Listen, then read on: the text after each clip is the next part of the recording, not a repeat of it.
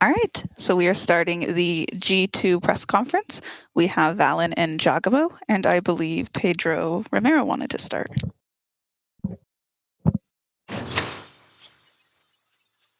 Hey guys, Pedro Romero, independent journalist. First off, gotta give my thanks to you, both of you guys, for making this happen, giving us time for this press conference. I'm going to direct this question first and foremost towards Valyn.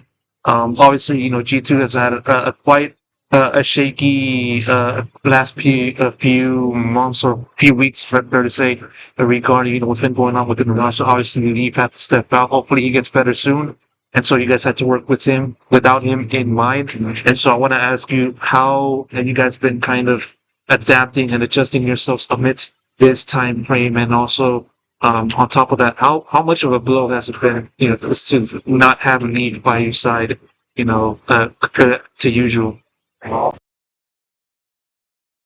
Yeah, so losing Leaf was pretty detrimental for us. He provided a lot of value, not only with his skill, but with his communication as well. He's been a player who can uplift vibes within the team. He's a player who knows how to debrief the round well. He's just very high IQ player. And so when we lost him, we lost not only firepower, but those intangibles as well.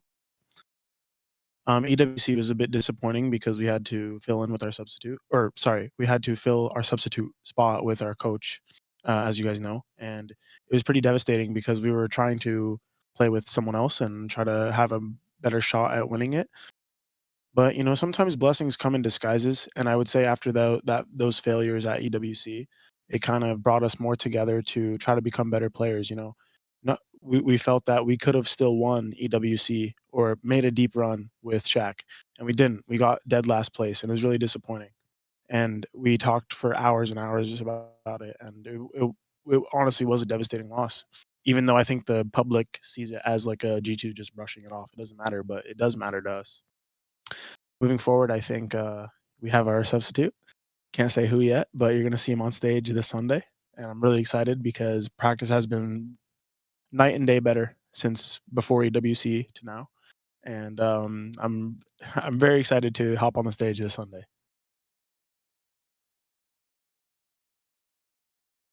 All right.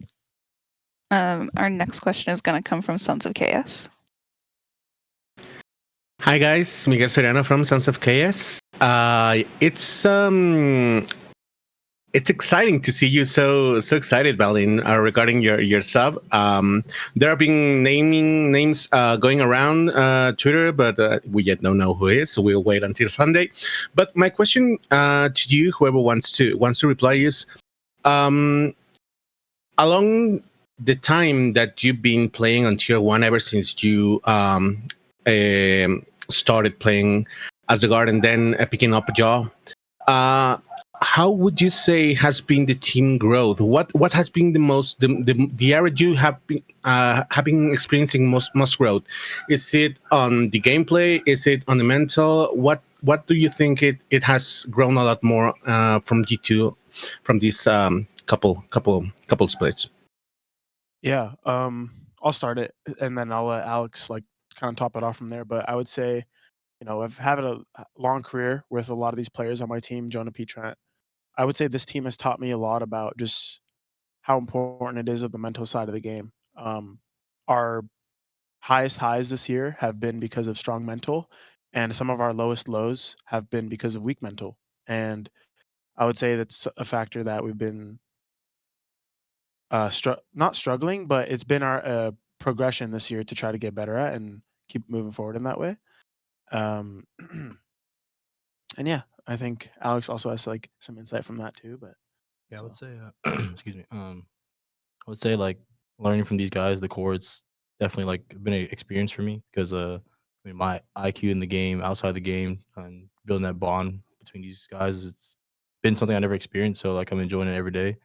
The in game stuff, like you said, like our highest highs is when we were peaking together, and I mean we already peaked twice together. We won 2 trophies together already. We were close to a third one as well this year, and we fell short in Toronto, but it's because like we weren't all together and we were all focused. And I think these guys showed me, and me included as well, just that we can always bounce back. We can always thrive for success, and that's something that's hard to find in teams because there's some teams that just always just give up instantly, or they don't believe in the system. I mean, our system with us failing still got us, to a decent spot in Toronto. But we noticed that like we were falling behind in some stuff that we were usually good at in the start of the year. So now we're just brushing up on that, finishing up, and regardless of who our fifth is, he's the one who we have now is going to help us, a lot because it's something that we needed. And even when Leaf comes back, it's going to be probably just probably the peak that we were waiting for. Like, I mean, this team's probably this team has a peaks whenever it's the most intense spots in our games, and in our matches. So I'm expecting the chance to be insane. So yeah. Thank you, guys.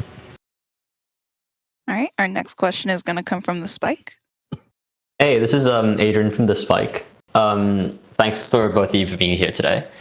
I was kind of just wondering, like, you guys are a bit of a unique case within all 4 regions in the sense that you're the only ones qualified to champs. So in theory, you can take stage 2 a lot easier than everyone else.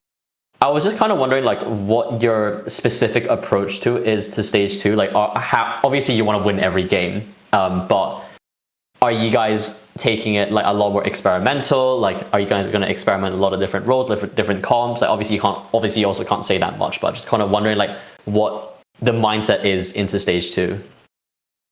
I would say since now we have a new player on the team, I would say mindset is pretty fresh slate and like just trying, like you said, trying to win every game, trying to win for our new guy. Because to be honest, before we had these complications with Leaf stepping out, I would say stage 2 maybe would have been a bit experimental. Maybe we were going to try some things that would lend us towards just having a stronger champs run, not really caring about these results. But now that we have a new guy on the squad, we want to win for him. He wants to win for us.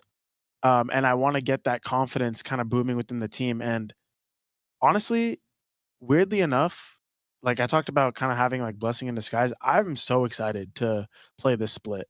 Like, I was losing a bit of excitement, honestly, like the last couple of maybe last month, like ever since after Toronto, just, having Leaf gone, having this hardship in the EWC, like it's been a bit demotivating, but right now I feel really, really, really good. And with that said, my next goal is to just win every game and go for this three-peat. I want to get every America's trophy this year, and especially I want to win for our new guy. So, yeah, I don't really care about the experiments. I don't care about none of that. It's fresh slate right now for G2. Yeah, I'm sorry to hear about this stuff after Toronto, but I'm glad you're feeling a lot better now. And thanks for answering the question. Yeah, thanks. All right, our next question comes from Ravish. Yeah, what's up, guys? So just a quick thing, I'll actually give this one a bit more on topic. So, Valyn, you were talking about all the tough conversations y'all had to have during EWC, right? I was wondering if I could get a bit insight from you and Jaw as well, too, in terms of the conversations and like perhaps some context around it, because I know you try to be like the big emotional fearless leader too, right? But like often when y'all talk, it's like there's a lot that is expanded. And considering how open your team is, I imagine a lot came to light. So just if you give me just a bit more of an idea, what were some of the revelations that came to be after EWC, and especially going to Split 2 as well? I would say, there's 4 of us, 5 including Josh, that are here still, fighting every day, learning every day. The talks we had after EWC was like the complications of like what we should have been doing, what we've been doing, stuff that we fell off on, and then building from that because we kind of put ourselves high on a lot of the stuff that we excuse me, that we're known to do, but we were falling short because we were maybe complacent on some stuff. We weren't focused on our actual goal throughout some of the events, or we just didn't feel like we're actually focused. And I think like now, even after EWC, regardless of of Nate not being there, even if Nate was there, like we had a wake up call, as in for us just to like really fix our stuff because we can't take this champs run lightly because it's my first year back at champs. It's going to be these guys' second year at champs, and I want to show like when we're at champs, it's really where we have to play our hardest because those are the best teams in the world, right? And I think now with these months this month and the stage that we had to grind for, we really just had to brush up on all of our stuff. And we had deep talks about that. And I mean, now we're just setting our formula and our passion higher and higher, because now we have also a new fifth that's going to help us do that as well. And I'm excited because of that, you know. And EWC was definitely like the bottom of the barrel for us, because you know we didn't even go past winning a map or anything like that. We literally failed, or we won a map, but we failed as a team. So we knew that we had to just improve day by day, and it starts by talking to each other and being the bigger person every day. And I mean that's our goal, and that'll add up every day until champs. Yeah. Excuse me. I kind of just had to like unload some of my emotions honestly onto the team. I was feeling not the greatest at that time. Mentally, I was going through some stuff. Actually, I wouldn't even say I was going through things. I was just in a mode of my life where I wasn't that happy playing, or I wasn't really that happy with the circumstances. I was just unhappy, you know, and I had to tell everyone that and get it off my chest. Um, and that just sparked up a lot of conversation about how everyone's been feeling, and we kind of just unloaded our emotions. We unloaded how we've been feeling inside, because we've been having a pretty interesting journey this year, you know, winning back to back, falling short at both internationals. Like, it's been really wild roller coaster, ups and downs. And so naturally people are going to have different ways of digesting all that and their feelings. So we kind of took that low moment of us being vulnerable, of going out 0-2, to just be able to speak about those things. And I would say now we're in like a much healthier mindset. All right. That's what we love to hear, boys. I mean, I'm glad y'all feeling better, a bit more up mentally. That's what we love to see. I mean, I respect y'all heavy, and I can't wait to see you on stage again, man, including your new fifth. Let's hope we push it to the max, right? Let's get it. Wow, love that. All right. Push it to the max. That's what I heard too. All right. Our next Someone's name is Max. Sorry. I think so. Yeah. our next question is going to come from Pedro. Yes. Gonna send this question over to Valyn, and maybe also Jawgemo if you want to answer as well. Just more so talking about the group itself that you guys are going to be in. Basically, just kind of rounded out is Sentinels, Cloud9, EG, 2Game, and Furia. You know, Sentinels, of course, the team that you've been facing in the finals of the past two domestic finals. And so, just want to ask for your thoughts and opinions on your opponents, the road ahead, and your biggest takeaways from said upcoming opponents.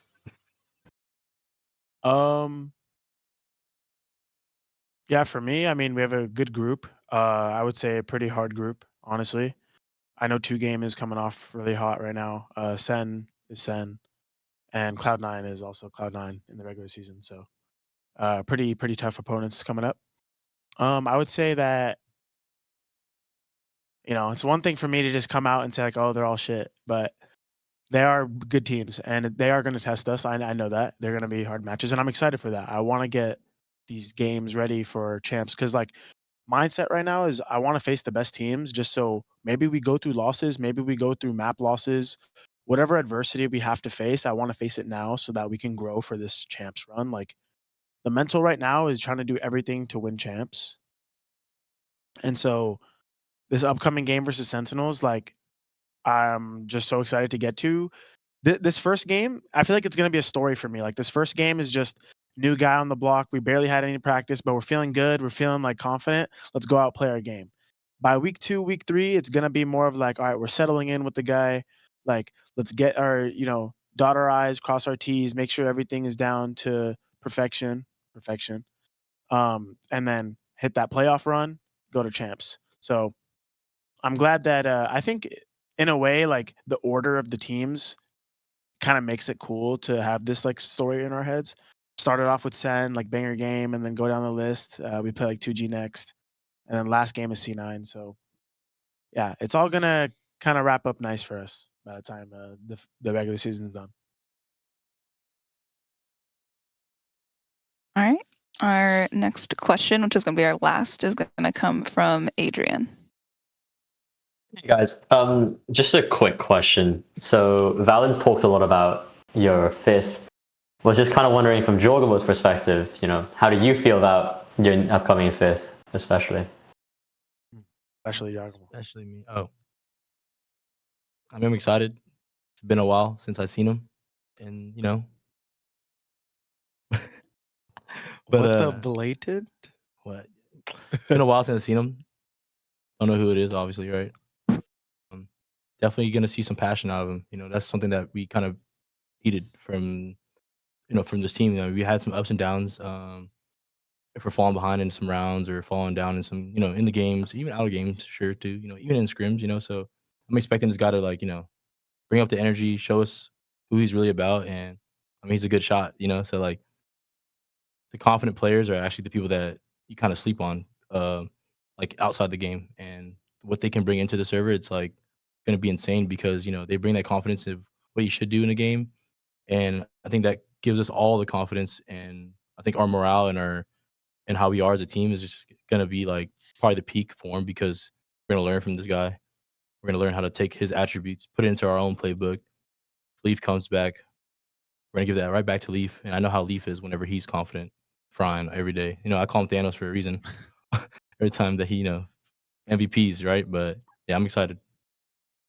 I mean, I'm expecting him to be a demo on the server, but yeah. Thanks for the question. All right, awesome. That's going to be the end of the press conference. Thank you, everyone. Thank you, guys. Best of luck. Thank you.